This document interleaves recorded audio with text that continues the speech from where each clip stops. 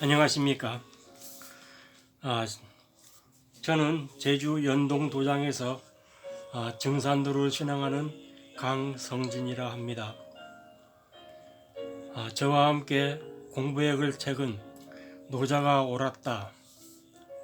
이 책은 2000년 10월에 도울 김용옥 선생이 쓴 노자 도덕경을 해설한 책입니다. 코로나 병갑 시기에 생업에 도전 공부에 포교 활동 등등 겨를이 없는 가운데 생뚱맞게 노자라니 아마 이런 공부가 뭔 필요가 있겠어 하는 생각을 하실 것입니다. 아마 책 표지조차 거부감부터 들 것입니다. 그러나 저자 김용옥 선생이 화이트 헤드의 과정과 실제라는 어마어마하게 어려운 책 추천사에서 이런 말을 한 적이 있습니다. 이 책은 무조건 사서 책장에 모셔둬야 한다 하면서 책장에 모셔놓고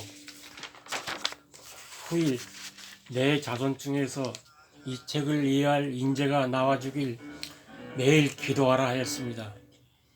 아마 이 책 노자도 항상 곁에 두고 조금씩이라도 접하다 보면 경직된 우리의 관념을 유연하게 해주는 사상적 스승사가 될 것이라 생각됩니다. 그러면 본문에 들어가기 봅시다. 본문에 앞서 우리는 왜 이제 와서 노자인가 하는 점을 생각해야 합니다.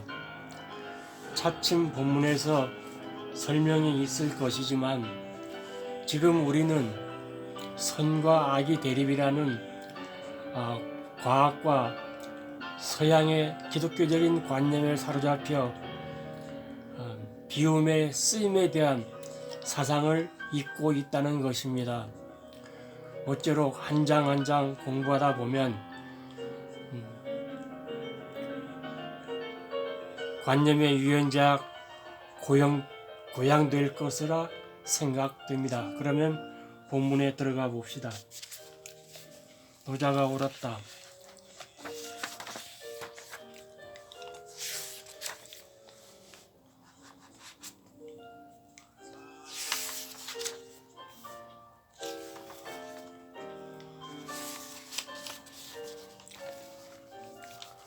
제1장은 길의 성경이라고 윗머리를 썼습니다. 여기에 1장을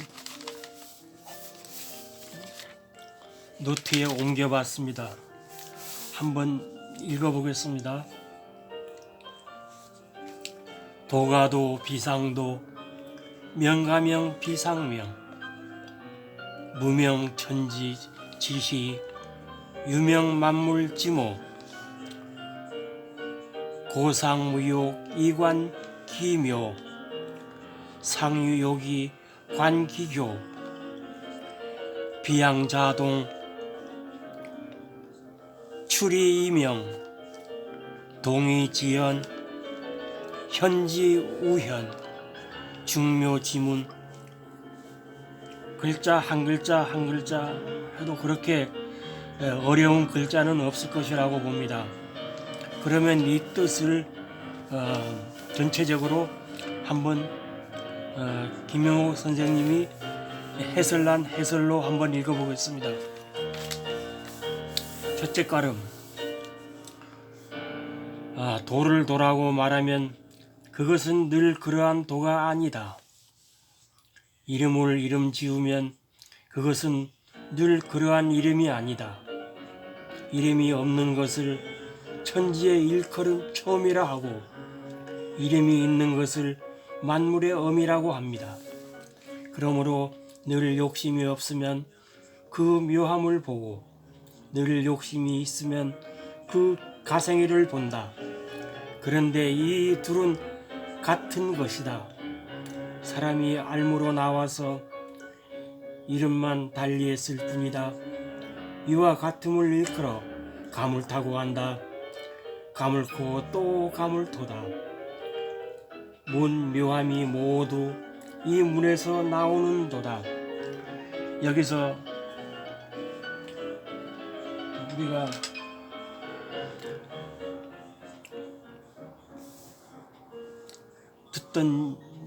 아주 많이 들었던 얘기죠. 도가 도라는 말이 있습니다. 도를 도라 말하면이란 뜻으로 도가 도, 비상도, 도를 도라고 말하면은 그것은 도가 아니라고 이제 했습니다. 이것은 부정의 부정, 긍정이 된다는 그런 의미입니다. 명가명 비상명, 이름 지우면은 그 이름은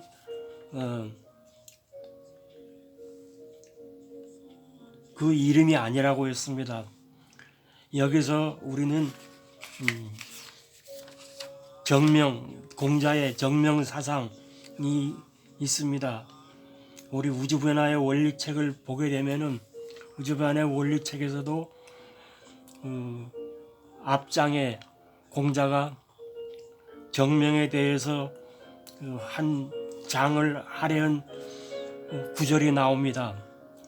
정명, 즉 우리가 말하는 컨셉, 개념이라고 하는 것은 그만큼 우리가 쓰는 말에 대해서 우리는 그 의미를 천만 개로 해석을 한다는 뜻이 되는 것입니다. 그 의미가 정확하지 않으면은 그 의미가 사라져버린다는 그런 뜻이 나오는 것입니다.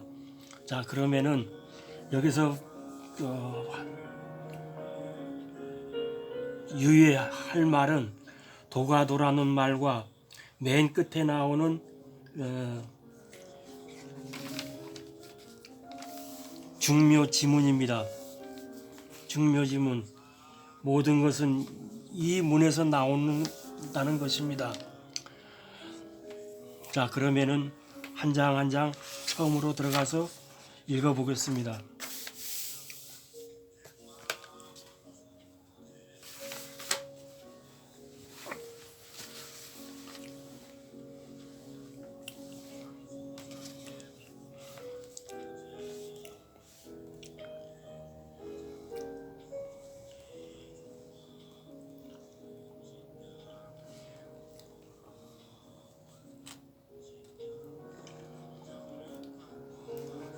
자, 요체는 나는 너를 사랑해라는 그로 시작을 합니다. 어느 여학생이 어느 남학생에게 이런 말을 했다고 이제 해봅시다. 이 말이 어느 상황에서 어떤 분위기 속에서 어떤 사람에게 던져졌는지, 그리고 이 두 사람은 어떠한 관계를 지녀온 사람들인지, 이런 모든 함수가 정밀하게 논의되어야만 말의 진정한 의미가 밝혀지겠지만, 과연 이 말을 들은 남학생은 무엇을 느꼈을까? 이것을 생각해야 한다는 것입니다. 상기의 명제에서 나, 니, 너 하는 것은 명제를 구성하는 문법의 요소일 뿐이고 별로 큰 뜻은 없습니다. 그것은 주어의 목적, 즉 화자라는 주체와 그 말이 던져지는 대상을 지칭하는 문장의 기능적인 요소일 뿐입니다. 난 너를 사랑해 라는 명제에서 의미를 전달하는 포인트 역시 사랑해라는 동사입니다. 동사로서 사랑하다, 명사로서는 사랑, 동명사로서는 사랑함 등의 표현이 열거될 수가 있습니다.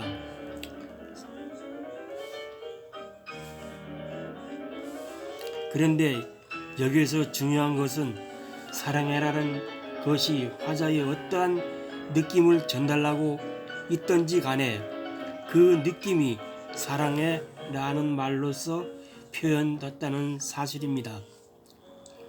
이 사랑해라는 말이 과연 화자의 여학생이 어떤 내면적 느낌을 표현한 것인지, 남학생의 모습이 잘생긴 윤곽에 대하여 심미적 기호를 느낀 것인지, 남학생의 도덕적 행위에 관하여 고마움을 표시한 것인지, 남학생의 건장함에 대하여 섹스를 하고 싶다는 유욕적 충동을 표현한 것인지, 남학생의 지성미에 대하여 동반자적 교감을 느꼈다는 것인지, 혹은 그대와 결혼하여 가정을 꾸리고 살고 싶다는 결의의 표현인 것인지, 도무지 그 느낌 내용에 관해서는 백과사전만큼 설명도 모자랄 지경일 것입니다.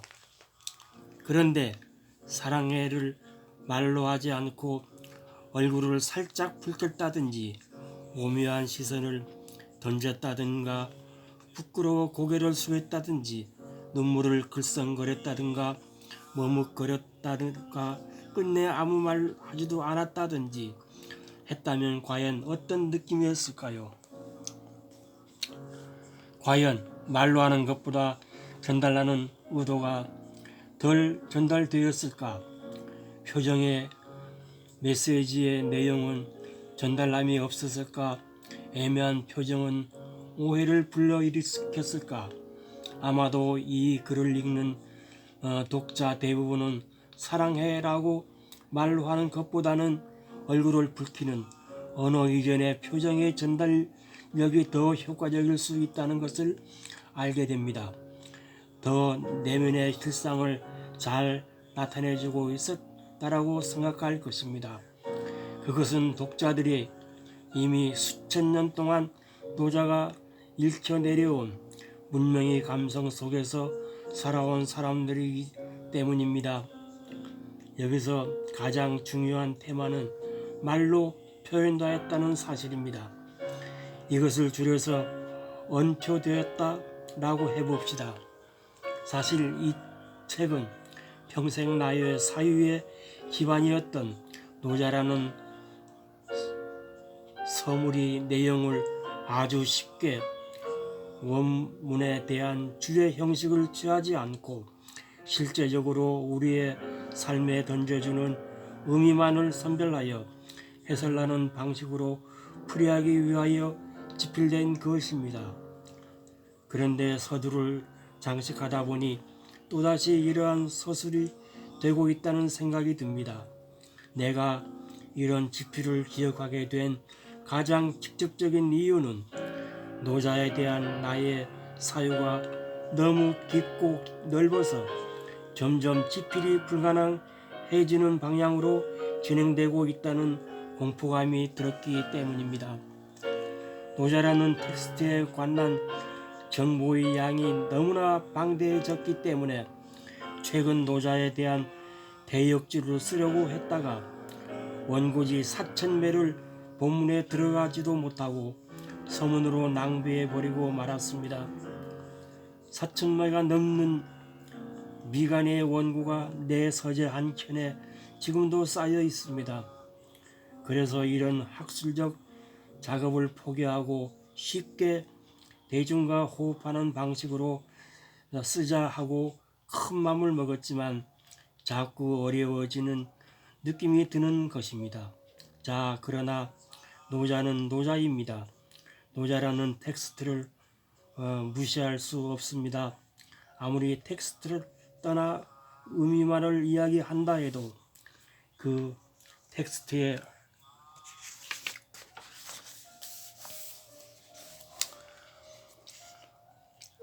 디프 스트럭처를 떠날 수는 없습니다.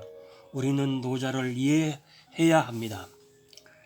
그런데 지금 이 논의가 어려워지고 있는 제1의 이유는 노자는 전체가 81장으로 구성되어 있는데 천벌에 해당되는 제1장이 내용이 81장 전체를 포섭하는, 그러니까 2장부터 81장까지의 전 내용이 연역될 수 있는 대전자와도 같은 성격을 지니고 있어 지극히 함축적이라는 사실 때문입니다.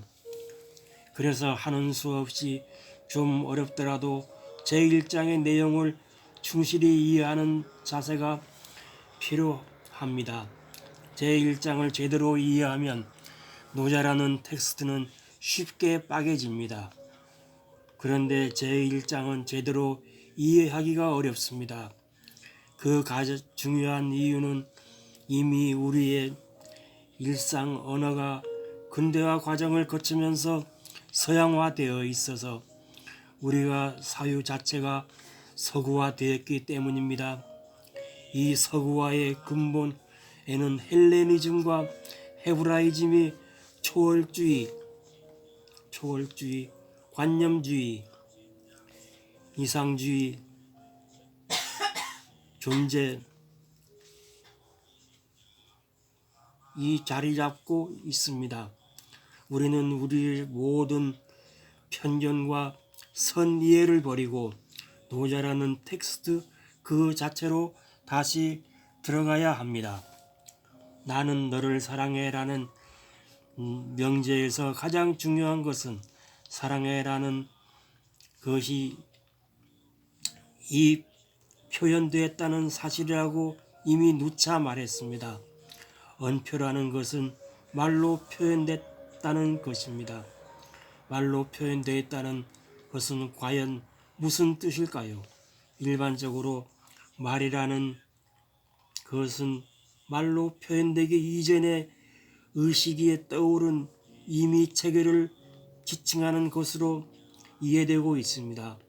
말의 의미를 가지며 그 의미는 대상을 지칭한다는 것입니다.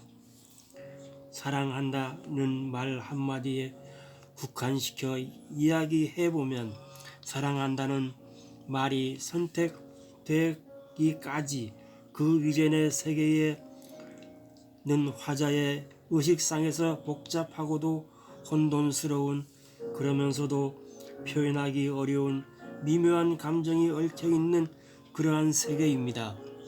그런데 그러한 복잡계가 언어가 선택되는 동시에 단순계로 이동하는 것입니다. 복잡계가 단순계로 이동했다는 것을 우리는 개념화되었다고 말합니다. 보다 쉽게 말하자면 사랑하는 감정이 사랑이라는 개념 속으로 들어가 버렸다는 것입니다. 지금 이런 설명을 하면서도 자꾸 어려워지는 것 같습니다. 이마에 땀이 삐질삐질 쏟고 있습니다. 그러나 조금만 참고 들어봅시다. 우리가 일상적으로 쓰고 있는 언어는 사랑하는 실제 행위나 감정으로 이루어진 것이 아니라 사랑과도 같은 단순한 개념들로서 이루어진 것입니다. 자, 사랑하는 실제적 감정이 사랑이라는 개념 속으로 들어온다는 것은 과연 무엇을 의미할까요? 어떠한 변화가 일어날까요? 이 변화는 인류가 지구상의 생명체로 존재하게 된 이후로 가장 거대한 변혁이라고 말할 수가 있습니다. 자, 언어 이전에 언어 이후는 어떻게 달라지는 것일까요? 20세기에 들어와서 하도 많은 언어에 관한 논의가 이루어져서 언어에 관한 이론들이 너무도 복잡한 갈래를 이루고 있지만 실제로 우리의 삶의 체험 속에서 잘 생각해 보면 다 알 수 있는 이야기들입니다. 지금 우리가 이야기하려고 하는 것은 너무도 거대한 문제이기 때문에 우선 표를 하나 그려놓고 이야기해 보기로 합시다. 왼쪽은 언어 이전의 세계이고 오른쪽은 언어 이후의 세계입니다. 이 중간에는 언어의 장벽을 이라고 이제 넣고, 언어 이전에는 감정이었던 것이 언어가 언어 장벽을 넘어와서는 이성이 되었고, 언어 이전에는 혼돈, 우리가 카오스라고 하죠. 혼돈이란 것은 질서가 되었고, 여기 나오네요. 카오스가는 코스모스가 되었고, 코스모스는 질서란 말입니다. 비논리는 논리화되었고, 순간순간의 변화, 언어 이전에는 순간순간의 변화였던 것이 언어 이후에는 불변, 고착됐다는 얘기죠. 유동적인 것이 고정이 되었고, 비관념적인 것이 관념화되었고, 무형이 유형화되었고, 현상적 실상이 초월적이 되었고, 개별자가 보편자 모두에게 보편적으로 해당된다는 뜻입니다. 자, 그럼 오늘은 여기까지 합시다.